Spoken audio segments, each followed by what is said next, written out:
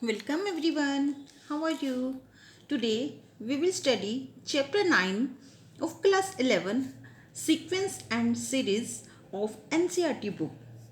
So let us see what is the meaning of sequence and series. Let us take firstly sequence. Sequence क्या है? When we talk of some objects, हम कुछ objects की बात करते हैं और वो ऑब्जेक्ट्स इस तरह से अरेंज किए हुए हैं कि हमें उनकी जो फर्स्ट उस जो ऑब्जेक्ट्स हैं उसमें उसका फर्स्ट मेंबर कौन सा है, सेकंड मेंबर कौन सा है, थर्ड कौन सा है, हमें अगर ये पता है तो that means those objects are arranged in a sequence. Similarly अगर अपने बैंक अकाउंट की बात करें तो if you know that what is the amount in our bank account in the first year, what is the amount in the second year, what is the amount in the bank account in the third year. So that means we are following a sequence. क्यों? Because we know that कि जो हमारा particular first year है उसमें कितनी amount है, we know about that. Second year में जो है वो कितनी अमाउंट है अकाउंट में. तो इस तरह से ये एक सीक्वेंस फॉलो हो रहा है. दिस और एक और एग्जांपल लेते हैं. For example we divide 10/3. 10 को 3 से डिवाइड किया तो जब 3 से डिवाइड करेंगे तो दिस विल बी 3 3 9. जब सबसे पहले हमें क्वेश्चन जो मिला दैट इज 3. 3 3 9 1. ओके. फिर नेक्स्ट डिजिट जो क्वेश्चन का है वो क्या होगा, हम इसको क्या करेंगे, यहाँ डेसिमल लगाएंगे और यहाँ भी डेसिमल लगाएंगे और 3 3 9. नेक्स्ट क्वेश्चन हमारे पास क्या आ गया 3.3. दैट मीन्स सबसे पहले अगर हम सीक्वेंस में लें डिजिट्स को तो फर्स्ट डिजिट हमारे पास क्या आया जब हमने 10 को 3 से डिवाइड किया 3. फिर सेकंड डिजिट हमारे पास क्या आ गया, second digit along with the first 3.3 बन गया. ये डिजिट जो फर्स्ट डिजिट था वो फिर क्या बन गया 3.3. फिर हमने एक और ज़ीरो यहाँ लगाई 3 3 9 1 रिमाइंडर. तो जो थर्ड टाइम जो डिजिट ये क्वेश्चन के का जो ये हमारा नंबर है वो क्या बन गया 3.33. फिर हमने दोबारा से इस यहाँ ज़ीरो लगाकर और इसको डिवाइड किया तो नेक्स्ट नंबर हमें जो क्वेश्चन फोर्थ टाइम जब हमने डिवाइड किया 3 से इसको तो जो हमारा क्वेश्चन आया वो क्या आया 3.333. तो ये भी एक सीक्वेंस है. ये सीक्वेंस क्यों है? Because we know the first member, second member, third member and fourth member of this arrangement when we divided 10/3. तो जब 10 को 3 से डिवाइड किया तो फर्स्ट जो हमारा क्वेश्चन में फर्स्ट डिजिट आया वो 3 था. फिर जब हमने सेकंड स्टेप लिया तो हमारा क्वेश्चन क्या आया 3.3. थर्ड स्टेप में क्वेश्चन क्या बन गया 3.33. फोर्थ स्टेप में 3.333 बन गया. तो इस तरह से we know all the members in first, second, third, fourth step when we divide 10/3. So this is also a sequence, right? ये तो हो गया सीक्वेंस. अब अगर सीक्वेंस को किसी एक पर्टिकुलर पैटर्न में फॉलो करके लिखा जाए, if the sequence is written in such a manner that it follows a particular pattern, then that is known as progression. तो उसको हम क्या बोलेंगे प्रोग्रेशन. वो सीक्वेंस भी कहेंगे उसको बट फिर हम उसको प्रोग्रेशन भी बोल सकते हैं. दैट मीन्स अब हम यहाँ पर ये भी बात कर सकते हैं कि progression is also A sequence. हमने 10th क्लास में अर्थमेटिक प्रोग्रेशन के बारे में पढ़ा था. तो अर्थमेटिक प्रोग्रेशन तो हमने पढ़ा बट हमें ये नहीं पता कि वो सीक्वेंस है. Progression is also A sequence but what type of sequence which follow a particular pattern. जैसे अब हम एग्जाम्पल लेते हैं 2 4 6 8 and so on. Now we know that what will be the next member. जब हमें ये पता चल रहा है कि नेक्स्ट मेंबर क्या होगा तो हमें कैसे पता चला, क्योंकि हमने यहाँ इसको देखा कि यहाँ पर एक पर्टिकुलर पैटर्न फॉलो हो रहा है 2, फिर 2 + 2 4, 4 + 2 6, 6 + 2 8. तो दिस सीक्वेंस ये सीक्वेंस तो है लेकिन ये एक पर्टिकुलर पैटर्न फॉलो कर रहा है, that's why we can say this is also a progression, इसको हम प्रोग्रेशन भी बोल सकते हैं। अब प्रोग्रेशन और अर्थमेटिक प्रोग्रेशन में भी डिफरेंस है। प्रोग्रेशन तो किसी भी टाइप की हो सकती है, क्योंकि देर आर, अभी हमने 10th क्लास में सिर्फ अर्थमेटिक प्रोग्रेशन पढ़ा है, but now in this class we will also be studying about geometric progression, और बड़ी क्लासेस में हार्मोनिक प्रोग्रेशन भी होता है। तो प्रोग्रेशन हम ये कह रहे हैं कि क्या है, list of numbers obtain by adding. अब यहाँ पर ये प्रोग्रेशन जो है ये क्या है, this is the sequence following some particular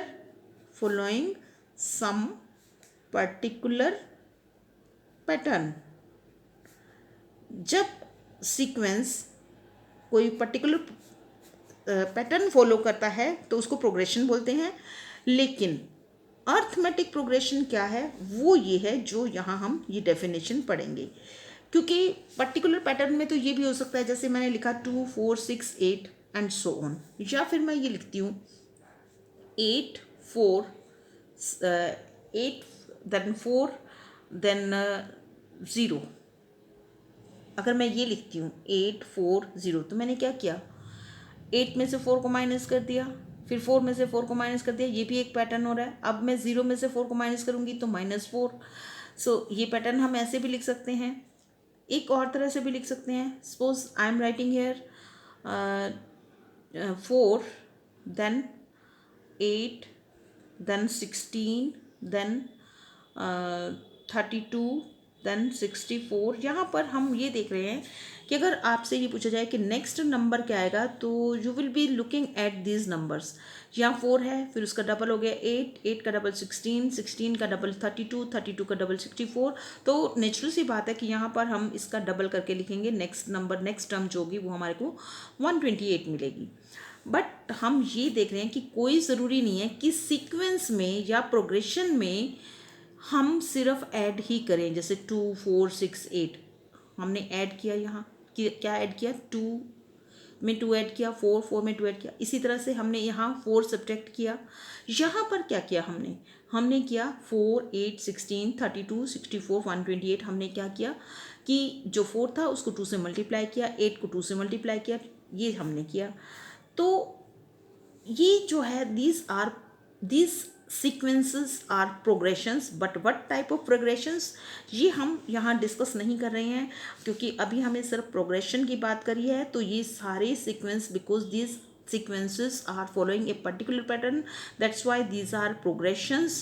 और प्रोग्रेशन जो है उसको सीक्वेंस भी बोलते हैं। अब बात आती है अर्थमेटिक प्रोग्रेशन की। हमने 10th क्लास में पढ़ा था कि arithmetic progression, what is arithmetic progression. अब जो हमारा सीक्वेंस होता है वो एक्चुअली क्या होता है, that is a list of numbers, ठीक है। तो प्रोग्रेशन इज, अर्थमेटिक प्रोग्रेशन क्या है, यहाँ पर अगर हम एपी की बात करें तो arithmetic progression is list of numbers obtained by adding a fix number to the preceding term except the first term. अब यहाँ पर पहले हम टर्म की बात कर लेते हैं। टर्म्स क्या हैं, जब हम सीक्वेंस की बात करते हैं तो each number in the sequence which is following a particular pattern is known as term। first number या first member you can say, और you can say number। first number ही बोलेंगे यहाँ पर, बिकॉज हम यहाँ ऑब्जेक्ट्स की बात नहीं कर रहे हैं, नंबर्स की बात कर रहे हैं। तो first number is first term, second term, third term, fourth term, these are known as terms. अब बात आती है एपी की। अर्थमेटिक प्रोग्रेशन क्या है, लिस्ट ऑफ नंबर्स। यहाँ हमारे पास एक नंबर्स की लिस्ट है, obtained by adding a fixed number to the preceding term except the first term। अब यहाँ फर्स्ट टर्म है, हम फर्स्ट टर्म में कोई फिक्स नंबर ऐड करेंगे तो हमें क्या मिलेगा, कुछ नहीं मिलेगा, क्योंकि फर्स्ट टर्म से पहले कुछ भी नहीं होता। बट अगर हम सेकेंड टर्म की बात करें, सेकेंड टर्म इज 4, ये कहाँ से आया, हमने प्रीसीडिंग टर्म, इससे पहले वाली टर्म में क्या ऐड किया, 2, तो हमें 4 मिला। फिर हम थर्ड टर्म की बात करें तो इससे पहले वाली टर्म में हमने क्या ऐड किया, 2। हम फोर्थ टर्म की बात करें तो इसमें हमने क्या ऐड किया, 2। तो इसका मतलब क्या है कि हम यहाँ पर देख रहे हैं कि हर टर्म में सिर्फ फर्स्ट टर्म को छोड़ के, फर्स्ट टर्म की बात नहीं कर रहे हैं, अगर हमें फर्स्ट टर्म पता है और सेकंड थर्ड फोर्थ दो तीन टर्म्स पता हैं, तो हम जैसे मान लो यहाँ पर ये फोर्थ टर्म है, हमें फिफ्थ टर्म निकालनी है, तो हम क्या करेंगे, फोर्थ टर्म में 2 ऐड करेंगे तभी हमें फिफ्थ टर्म मिलेगी। तो इसलिए इसकी डेफिनेशन ये लिखी गई है कि list of numbers obtain by adding a fix number to the preceding term accept first term. First term को छोड़कर अगर बाकी की टर्म्स में हम एक फिक्स नंबर ऐड कर देते हैं तो वो क्या देता है हमें, एक लिस्ट ऑफ नंबर्स हमें मिलती चली जाती है, and that list of numbers is known as arithmetic progression. तो अब इस लिस्ट ऑफ नंबर्स में फर्स्ट टर्म तो हमें यहाँ से पता है। Now what is that fix number, जो हमने फिक्स नंबर एक टर्म में ऐड किया जिससे हमें नेक्स्ट टर्म मिली, तो फिक्स नंबर क्या है, that is known as common difference. The fix number added, fix number added is known as common difference. उसको क्या बोलते हैं, कॉमन डिफरेंस। हम इसकी शॉर्ट फॉर्म लिख रहे हैं कॉमन डिफरेंस। ये कॉमन डिफरेंस होता है जो फिक्स नंबर हम एक टर्म में ऐड करके नेक्स्ट टर्म हम लेते हैं, राइट। और उसके बाद अब बात जो अर्थमेटिक प्रोग्रेशन की हम पहले ही कर चुके हैं। जब हमने प्रोग्रेशन की बात की तो हमने अर्थमेटिक प्रोग्रेशन की बात की। अर्थमेटिक प्रोग्रेशन की जो डेफिनेशन है ये हम ऑलरेडी प्रोग्रेशन में डिस्कस कर चुके हैं, एंड कॉमन डिफरेंस की बात भी कर ली। फर्स्ट टर्म क्या होगी, जो सीरीज का फर्स्ट नंबर होगा, यस सीरीज का नहीं सॉरी सीक्वेंस का फर्स्ट नंबर होगा वो फर्स्ट टर्म होगी, और बाकी सेकंड थर्ड फोर्थ। और जो अर्थमेटिक प्रोग्रेशन की बात कर रहे हैं हम, तो उसमें क्या होगा कि A is the first term, D is the common difference, this is the first term and D is the common difference. अब अगर हमें फर्स्ट टर्म पता है और कॉमन डिफरेंस पता है तो we can write the general form of arithmetic progression, और you can say arithmetic sequence. अब general form of arithmetic sequence क्या होगी, a plus d, a plus 2d, a plus 3d and so on up to a plus n minus 1 into d।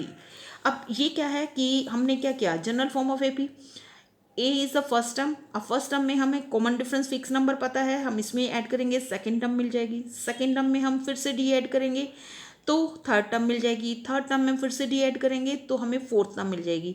और जब हम last nth term हमें लेनी है तो हमें क्या करना पड़ेगा, हमें जो n-1th टर्म होगी उसमें हमें क्या करना पड़ेगा, डी ऐड करना पड़ेगा। जो हमारी n-1th टर्म होगी उसमें हमें डी ऐड करना पड़ेगा, तभी हमें nth टर्म मिलेगी।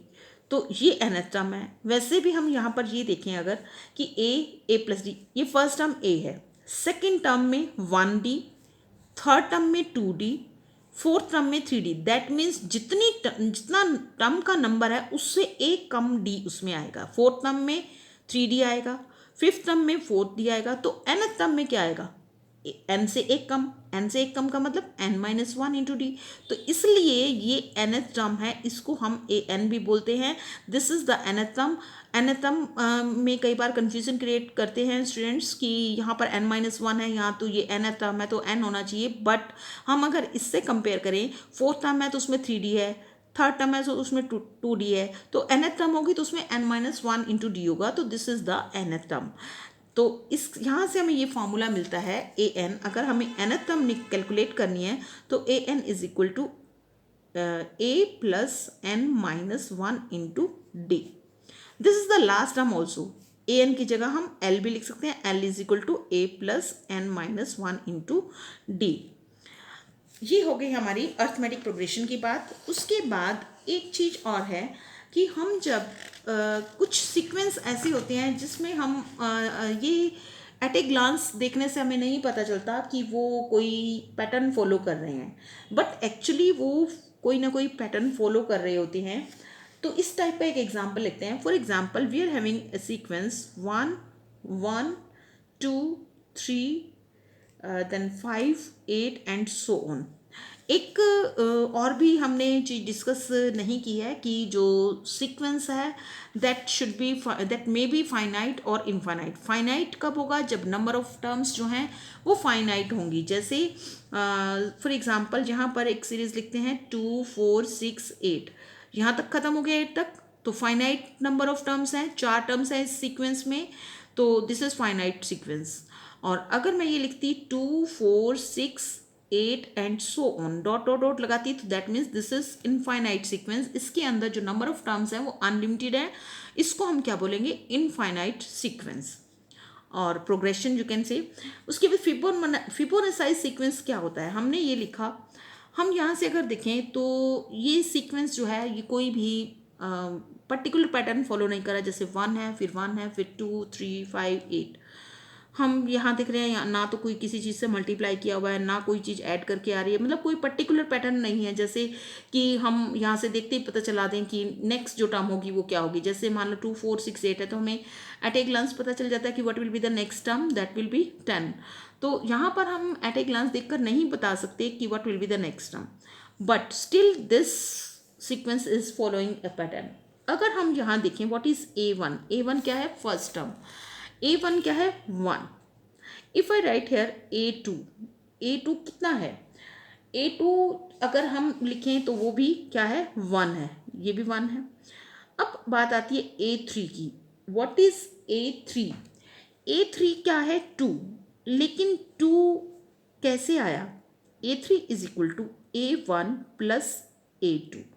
A1 1 है, A2 1 है, 1 प्लस 1 दैट इज 2, और A3 हमें यहाँ पर 2 ही दिया हुआ है, लेकिन ये पैटर्न फॉलो करके भी हमें 2 ही मिल रहा है। तो इसी तरह से अब A3 की बात की तो हम A4 की बात करते हैं। A4 व्हाट इज A4, यहाँ पर 3 है, और अगर हम A4 को लिखें A2 प्लस A3, तो क्या ये 3 के इक्वल आता है, yes, this will be equal to, जो हम A4 लिख रहे हैं that will be equal to 3। A2 कितना है, 1, और A3 कितना है, 2, तो A4 is equal to 1 plus 2 is equal to 3। ठीक है, तो उसके बाद अब यहाँ पर हमने ये देखा कि A4 किसके इक्वल है, A2 प्लस A3 की। अब A5 की बात करते हैं। A5 necessarily will be equal to A3 plus A4। A3 is what, 2, and A4 is 3, तो कितना आया, 5। तो यहाँ पर हम ये देख रहे हैं कि एक पर्टिकुलर टर्म जो है वो अपनी 2 प्रीसीडिंग टर्म के सम के इक्वल है। That means A4 is equal to A4, ये 3 है, that is equal to A2 plus A3। A5 is equal to A3 plus A4। तो अगर हम इसको जनरल फॉर्म में लिखें तो जनरल फॉर्मूला इसका क्या रहेगा, that will be AN is equal to AN minus 2 plus AN minus 1। इसका क्या मीनिंग है कि अगर कोई nth टर्म है, इस जो हम सीरीज की बात कर रहे थे, जैसे 4th टर्म थी तो वो किसकी इक्वल थी, A2 प्लस A3 के। 5th टर्म जो थी वो किसके इक्वल थी, A3 प्लस A4 की। तो अगर nth टर्म है तो वो किसकी इक्वल होगी, AN minus 2 plus AN minus 1। This is the general formula.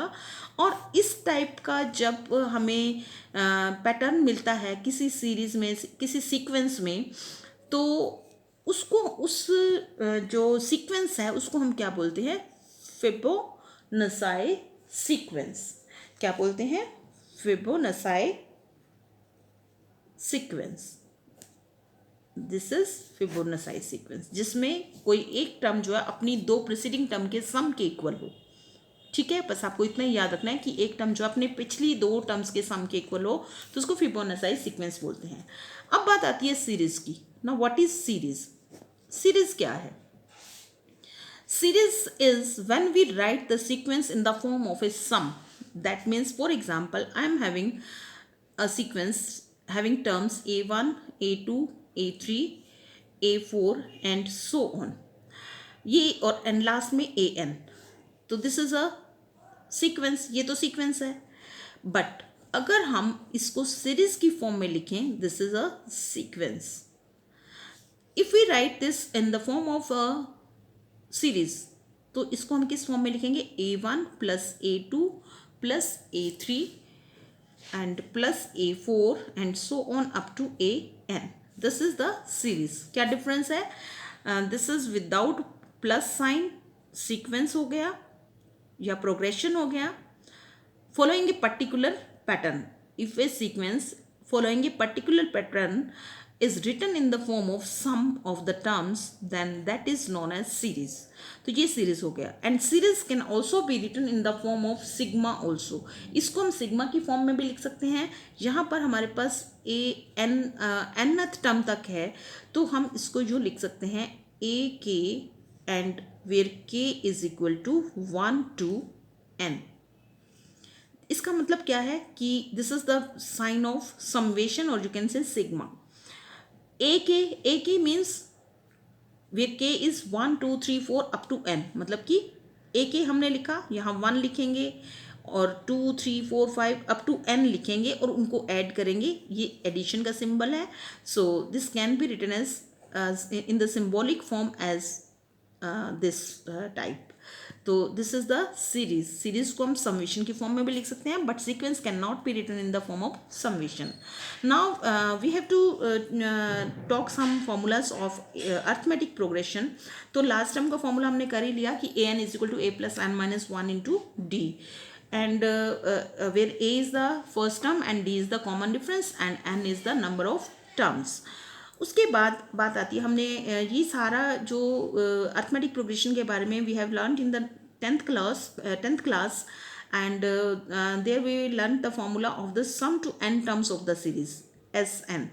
Some to n terms of the series is n by 2 into 2a plus n minus 1 into d, where d is the common difference, n is the number of terms, a is the first term, and Sn is the sum to n terms of the series. This is the formula to find the sum to n terms of the series.